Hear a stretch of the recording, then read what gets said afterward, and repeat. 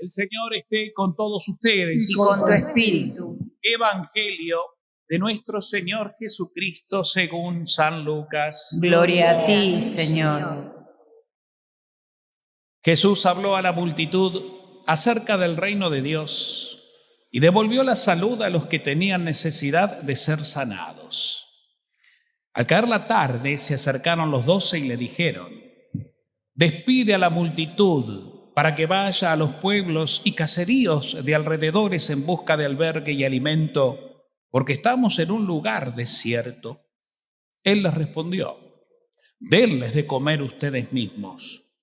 Pero ellos dijeron: no tenemos más que 5 panes y 2 pescados, a no ser que vayamos nosotros a comprar alimentos para toda esta gente, porque eran alrededor de 5.000 hombres. Entonces Jesús les dijo a sus discípulos: háganlos sentar en grupos de alrededor de 50 personas. Y ellos hicieron sentar a todos. Jesús tomó los 5 panes y los 2 pescados, y levantando los ojos al cielo, pronunció sobre ellos la bendición. Los partió y los fue entregando a sus discípulos para que se los sirvieran a la multitud. Todos comieron hasta saciarse, y con lo que sobró se llenaron 12 canastas. Palabra del Señor. Gloria a ti, Señor Jesús. Tomamos asiento. Bueno, muy queridos hermanos, hemos llegado a esta segunda solemnidad después de haber celebrado el domingo pasado la solemnidad de la Santísima Trinidad, y quedará completado estas 3 solemnidades que vienen como fruto de la Pascua el próximo viernes, cuando celebremos la solemnidad del Sagrado Corazón de Jesús, ¿no? Estas 3 solemnidades que, como les digo, es fruto de la Pascua, porque son consecuencias que en la Iglesia nos ayudan a penetrar en la fe, sobre todo en la fe, porque todo es cuestión de fe, no de razón. Nos ayudan a penetrar en nuestra fe y a madurar nuestra fe en estos misterios de un amor tan grande que nos pone frente a frente de un Dios cercano, muy cercano, tan cercano que intima con nosotros, con todo lo que significa la palabra intimidad. Para el hombre la intimidad tiene muchos recursos, muchas interpretaciones. La intimidad física de los esposos, la intimidad cordial de los amantes, de los padres con los hijos, de los amigos, la intimidad de la relación que brota de un amor, de un cariño. Si para los hombres eso es nuestra intimidad, que es válida, cuanto más todavía la intimidad del hombre con Dios. Una intimidad que brota de la esencia divina, porque Dios es intimidad, en sí misma es una intimidad, en esa unidad trinitaria del Padre con el Hijo en el Espíritu Santo. Una intimidad eterna que todo lo supera, todo lo trasciende, pero a su vez también se revela, se acerca, se manifiesta de una manera palpable, tangible a nuestra vida humana, a nuestra vida peregrina. En la medida en que nosotros podemos, Dios se nos dio a nosotros los humanos peregrinos, que estamos sujetos a un montón de limitaciones y a los tiempos y a los espacios de esta realidad humana y terrenal, se nos dio, se nos manifestó al máximo que nosotros podamos interpretarlo y asumirlo. Cuando dejemos esta realidad temporal e imperfecta y pasemos ya a la dimensión sobrenatural, ahí ya lo contemplaremos de una manera más plena todavía, más perfecta. Y siempre, aún así, miren lo que les digo, nos quedará mucho por conocer de Dios. Porque a Dios nunca, ni estando en la plenitud de su presencia, lo vamos a poder abarcar, porque nunca la criatura puede abarcar a su Creador. Nosotros somos creación, por consiguiente imperfectos, por naturaleza humana, y Dios es eterno, infinito y perfecto en toda su dimensión. Simple, pero a su vez también perfecto y absoluto. Por eso es Dios. Por eso es Dios. De manera que esta realidad que tratamos de explicar de alguna forma con nuestras pequeñeces de palabras y de conocimientos, nos muestra un amor infinito y cercano. ¿Qué se necesita de nuestra parte para poder penetrar más en este amor? Un corazón humilde y generoso para con Él, nada más. ¿Qué te pide Dios? Dame tu corazón, dame tu fe, sé humilde, no razones, no busques explicación, sino cree en ese amor que te tengo. Dame tu corazón, humildemente, poné a disposición mía tu corazón. Es decir, todo tu ser, porque el corazón habla de la vida. Poné a disposición mía tu vida, que yo te la di en definitiva. Dame lo que te di y serás pleno, serás perfecto, serás feliz. Te voy a revelar cada día más cuánto te amo. Como dice esa canción que yo siempre la cito porque creo que es maravillosa. Esa canción es de la hermana Glenda. Si conocieras cuánto te amo, dice Dios al hombre, no andarías mendigando ningún amor. Si conocieras cuánto te busco, no andarías buscando ningún consuelo. Maravilloso. Y ese conocimiento nuestro es progresivo. Es un conocimiento que brota de la fe y es progresivo, porque Dios nos lo va dando por el don del conocimiento que viene del Espíritu Santo, ¿se entiende? Entonces, cuanto más nos abrimos al Espíritu, más el Espíritu nos revela con el don del conocimiento cuánto Dios nos ama y lo vamos conociendo más a Él por el amor que Él nos tiene y que vamos nosotros percibiendo en el corazón. A Dios, entonces, se lo descubre, se lo conoce y nos relacionamos con Él desde lo cordial, no desde lo racional. Se escribieron a lo largo de estos 2000 y pico de años de vida de la Iglesia millones de obras teológicas que buscaron profundizar y profundizaron de manera magistral la esencia de Dios, la Trinidad, la Eucaristía, y se podrían seguir escribiendo millones de obras más hasta el fin del mundo y nunca se agotaría la esencia divina, nunca la explicación llegaría a su fin, porque a Dios no se lo puede agotar. El hermoso himno que escuchamos recién, ese himno llamado secuencia de el Corpus Christi, fue escrito por Santo Tomás de Aquino, uno de los grandes doctores de la Iglesia, ¿no? Dominico, el maestro angélico se lo suelen llamar los teólogos, ¿no? Y él compuso este himno, y si lo escucharon recién, ¿cuántas cosas dice este himno? Un montón. ¿Cuántas cosas trata de describir este himno respecto de lo que es la Eucaristía, que luego vamos a celebrar y a recibir? Y sin embargo, ¿cuánto podría seguir diciéndose? Y siempre estaríamos con más hambre de decir, porque cuanto más se contempla, más se siente, más se percibe, y el conocimiento es mayor. Bueno, hoy es un día muy especial, y es un día muy significativo. ¿Por qué celebramos Corpus Christi?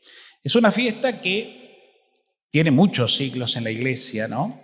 Que partió de la visión de una santa que sintió en su corazón, dice por ahí la historia de la Iglesia, una santa que contempló la luna en plenitud, pero dice que en esa luna en plenitud, esta santa desde muy chiquita, no recuerdo el nombre, por eso no se lo digo realmente ahora, pero esta santa desde muy joven dice que tenía muchas visiones de Jesús, ya desde los 13 años, y contempló la luna en plenitud. Pero esa luna contemplada en plenitud que la asombraba tenía una franja negra. Y Jesús le demostró que esa franja, la luna representa a la Iglesia, el pueblo de Dios, y la franja negra era el faltante de una solemnidad importante que debía empezar a celebrarse y que estaba relacionada con el Corpus Christi, con la Eucaristía, ¿no? Después, tiempo después, un sacerdote que dudaba de la presencia real de Jesús en la Eucaristía, un hombre santo, un hombre devoto, pero que en su corazón, en su razón más que en su corazón, en su razón dudaba. Algo que nos puede pasar a cualquiera. Más de una vez a mí me lo han dicho, con lógica. ¿Puede estar Jesús ahí? ¿Puede estar presente en un pedazo de pan tan frágil, en una hostia que con un toquecito se quiebra, que no es más que harina y agua? En unas gotas de vino que lo hizo el hombre, puede estar presente el mismísimo Dios. Y la razón va en contra. La razón no lo entiende porque no lo puede abarcar. Es misterio. ¿Qué lo abarca? La fe. Este cura también tenía sus dudas. Y dice que en una ocasión, celebrando la misa, cuando tomó la hostia y la elevó consagrada, empezó a brotar de la hostia consagrada gotas de sangre que cayeron sobre el corporal, que es el mantelito que se despliega en el altar antes de poner las ofrendas, y ahí esas gotas de sangre, ¿no? Que él, así, imagínense, ¿no? Imagínense la sorpresa, la admiración, el miedo, la incomprensión de este pobre hombre. Suspendió la misa, agarró la hostia y se la llevó a la sacristía, y en el camino seguían chorreando gotas de sangre que empaparon las baldosas del presbiterio. Esas baldosas se la presentaron luego al Papa, y el Papa, cuando lo vio y vio el corporal, se admiró de tal manera que lo presentó al pueblo arrodillado y en adoración, porque realmente Cristo estaba ahí, se había manifestado así ante la poca fe de este pobre hombre, ¿no? Y a partir de ahí, este mismo Papa instituye lo que hoy estamos celebrando, esta fiesta del Corpus Christi, que en latín es cuerpo de Cristo, ¿no?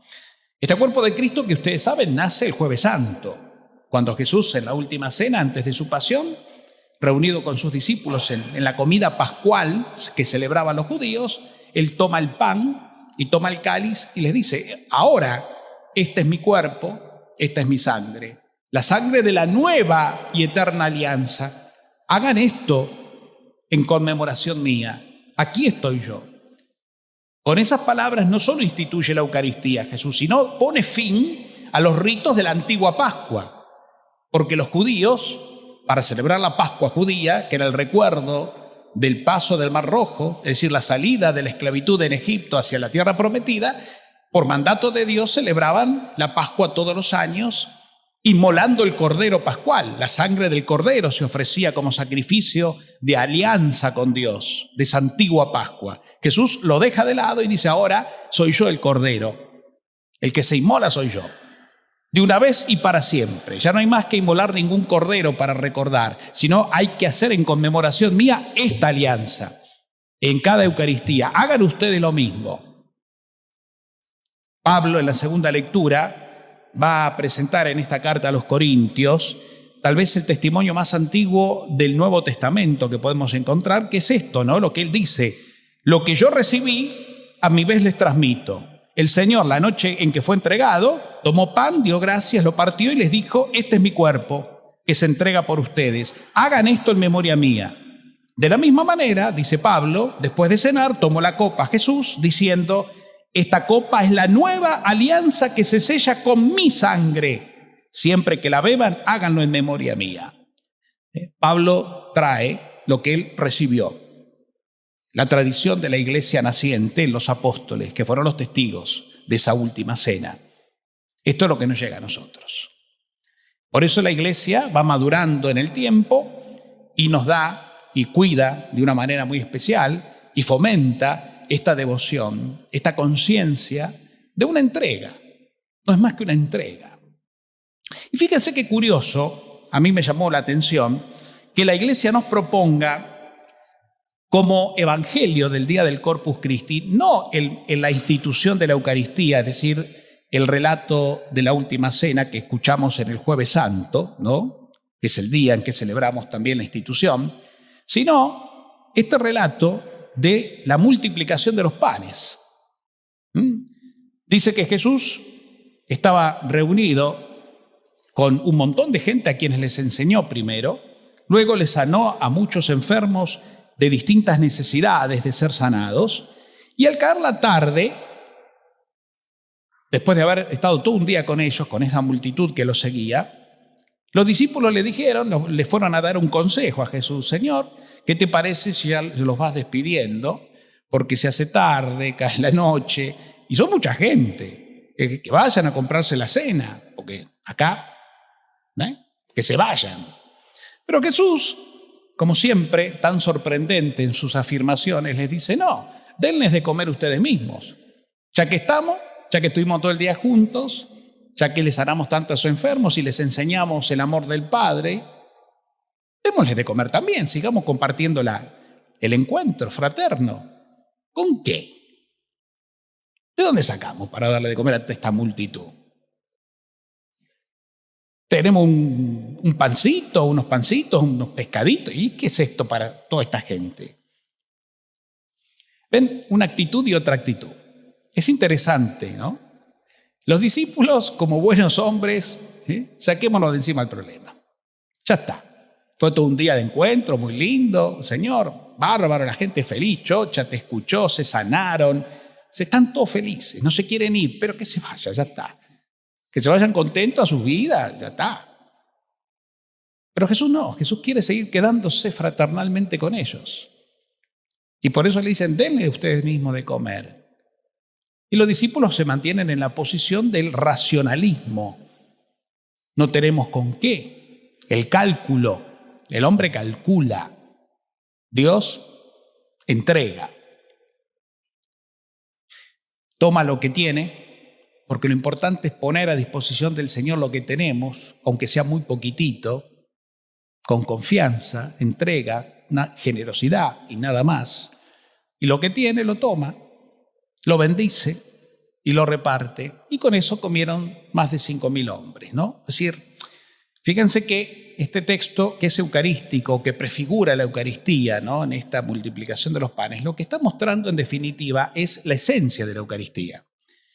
Y más allá del milagro está la enseñanza. Atrás de todo milagro hay una enseñanza. Por eso hay que ir más allá de lo que se narra. Siempre el Evangelio hay que leerlo en clave de un discernimiento mayor de lo que uno escucha, no quedarnos con lo literal, ¿se entiende esto, no? Es muy importante. Porque si nos seguimos quedando con lo literal, nunca vamos a terminar de comprender nada. Porque la forma, el lenguaje, el contexto no es el nuestro, es otra cosa. Es otra cosa, es de otra realidad. Entonces nos quedamos en lo literal y nunca podemos avanzar mucho, porque se nos ponen obstáculos en nuestra vida de hoy.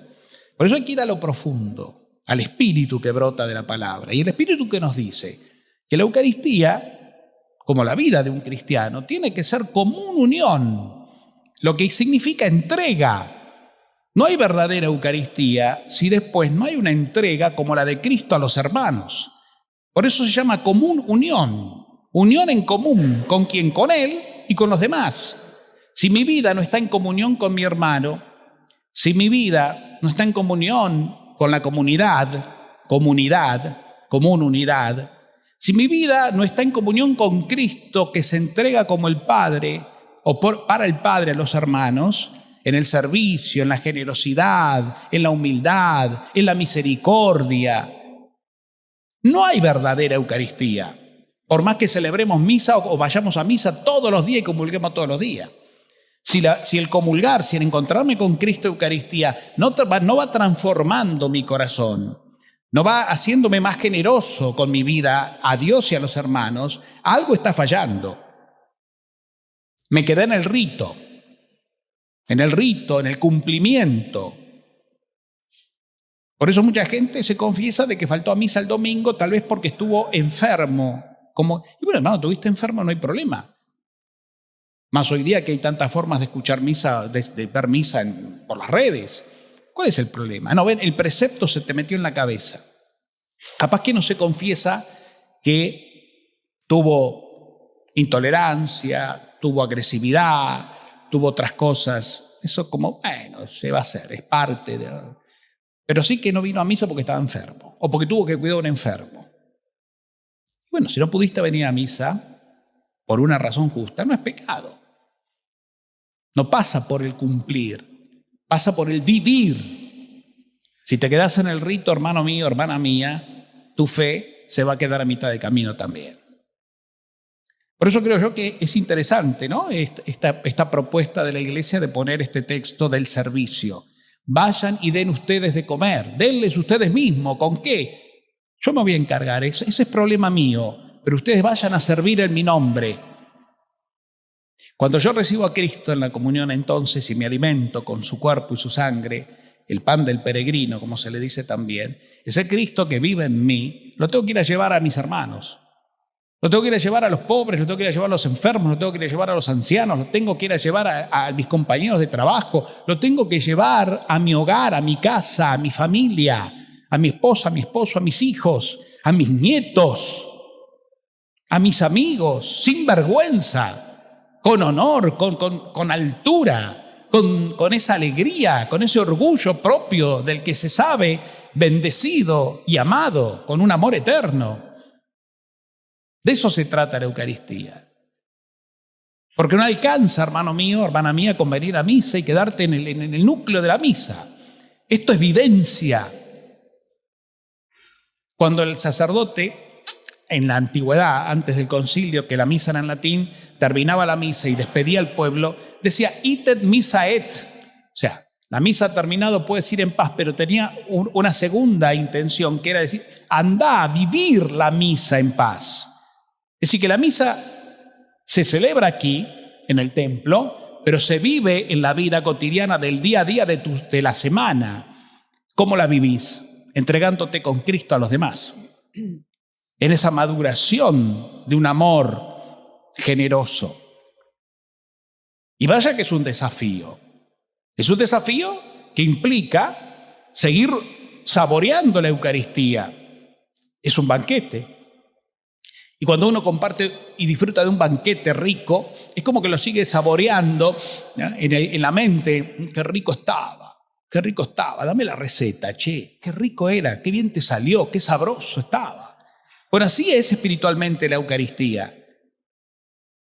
Y fíjense que la Eucaristía tiene dos platos fuertes. El de la palabra, primer plato o entrada, y después el plato principal que está en el altar, que es Cristo mismo. Entonces, este sabor que me deja en el alma, por el mensaje que me da, por la misión que se me encomienda en ella, tiene que seguir saboreándose los 7 días de la semana, cuando salís del templo y volvés a lo cotidiano. Andá a seguir saboreándolo, entregándote con Cristo, porque comprendés que lo que estás comulgando es al Señor que se dio por vos. Este es mi cuerpo que se entrega por ustedes. Esta es mi sangre que se derrama por ustedes. Lo dijo Jesús en la última cena antes de subir a la cruz. De hecho, la Eucaristía que Jesús instituye tiene 2 momentos. En la última cena, donde empieza en el banquete pascual y se completa porque se lleva a término en la cruz. Si no hubiera habido cruz, la Eucaristía no estaría completa. Porque Jesús dice, este es mi cuerpo que se entrega. ¿Cuándo se entregó? Después en la cruz. Esta es mi sangre que se derrama. ¿Cuándo se derramó? En la cruz, en el traspasado y crucificado. O sea, las dos cosas van de la mano. Entonces, nosotros tenemos que salir a entregarnos, llevando la cruz de cada día con alegría y ayudando a llevar la cruz a quien se nos pone en el camino, en el nombre de Jesús. Nuestra vida está llamada como comulgantes, como seres que reciben a Cristo, hermanos que reciben a Cristo, está llamada a traducir en lo cotidiano la vida de Cristo. Para lo cual también en este saboreo de la Eucaristía cotidiana es muy importante que tengamos la contemplación.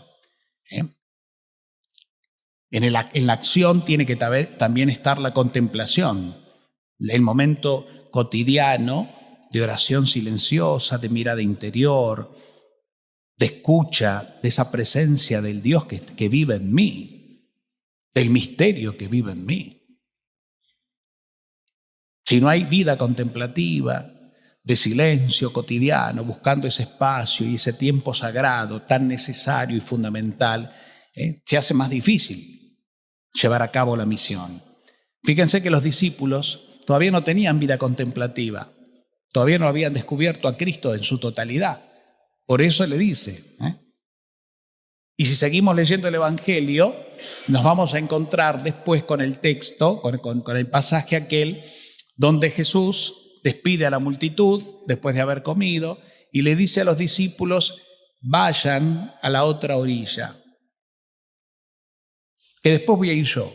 Y Jesús se queda orando toda la noche. Mientras tanto, ¿qué pasa? ¿Qué pasa? Cuando Jesús llega, después de haber caminado por el agua, etcétera, ¿qué pasa? Hay una discusión entre ellos. ¿Por qué? Porque habían subido a la barca sin haber traído pan, sin haber traído la comida, y se peleaban. No, porque a vos te correspondió. No, pero vos te olvidaste. Y Jesús los mira y les dice, acabo de multiplicar panes y comieron 5.000 hombres, ustedes están peleando porque no trajeron la comida para 12, 13 que somos, muchachos. ¿Ven?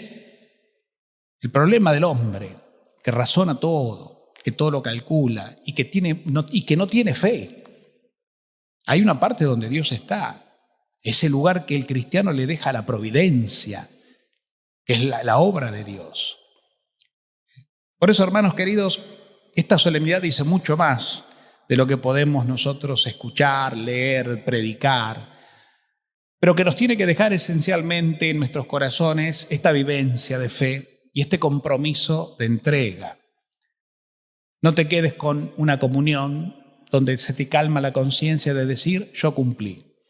Fui a misa, me confesé y comulgué. Listo. Si esto no te lleva a una entrega y a un crecimiento interior de amor, donde el mismo Cristo se transforma no solo en alimento, sino en remedio. Pensá cuáles son tus enfermedades del alma, porque vas a recibir un remedio además de una comida. ¿Cuáles son tus enfermedades del alma? Y la raíz de esa enfermedad, la ira tal vez, la falta de paciencia, la indiferencia, las omisiones, la falta de caridad, de respeto por el otro, el creerte superior, el no ponerte en lugar del otro. Uno puede hacer una lista de actitudes que nos confrontan y nos separan del hermano.